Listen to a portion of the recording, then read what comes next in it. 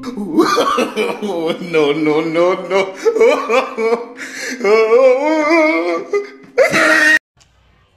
Hello guys, mag-vlog pa rin tayo kahit na tayo ay na-aksidente, na-disgrasya kasi tayo dumulas yung likod dahil malubak ang ating daanan. Kaya kahit na tayo ay na-aksidente, bibigay pa rin ako ng tip sa inyo. Ang tip ko sa inyo ay kailangan po lagi kayo mag-wear ng helmet. Always pray to our Lord God. Yan ang huwag nyo nakakalimutan sa inyong biyahe. Kaya ako naingatan pa rin ako dahil ako yung nag-pray pa rin sa ating Panginoon Diyos. Kaya unang-unang dapat gawin ay suotin ang helmet at higit sa lahat manalangin. At syempre, dahan-dahan lang, huwag masyadong mabilis, huwag makipagkarera sapagkat iisa lang ang ating buhay.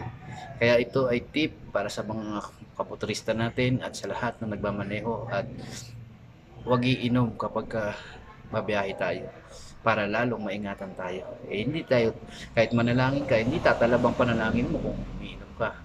Kaya para iwas disgrasya, awa ng Diyos, tayo ay iningatan pa rin.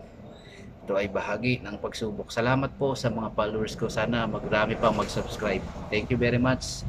And hope so, ang ating bansa ay magpayapa at mapanagot na ang mga salarin sa mga korupsyon. Darating ang panahon ay mapapanagot na sila. Pero pag hindi, masusumpa pa rin ang ating bansa. Salamat po. Bye-bye.